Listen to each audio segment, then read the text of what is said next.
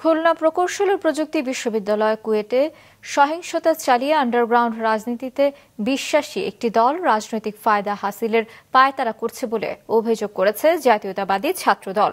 বিকেলে ঢাকা বিশ্ববিদ্যালয়ের টিএসসিতে সংবাদ সম্মেলনে সংগঠনটির সভাপতি রাকিবুল ইসলাম রাকিব বলেন, তারা কোনো হামলায় জড়িত নয়, বরং ইসলামী ছাত্র শিবির এবং বৈষম্য বিরোধী ছাত্র আন্দোলনের ব্যানারে দুষ্কৃতিকারীরা ছাত্রদলের ওপর হামলা করেছে। তার অভিযোগ, দেশবিরোধী অপশক্তি ক্যাম্পাস ছাত্র রাজনীতি নিষিদ্ধ করে নিজেদের এজেন্ডা বাস্তবায়নের চেষ্টা করছে। সুষ্ঠু তদন্তের মাধ্যমে কুয়েটে সহিংসতায় জড়িতদের আইনের আওতায় আনারও দাবি জানান তারা। উক্ত সহিংসতায় ছাত্র দলের উক্ত সমর্থকেরা কেবলমাত্র ভুক্তভোগী হিসেবে জড়িত ছিলেন বলে এখন পর্যন্ত প্রতীয়মান হয়েছে।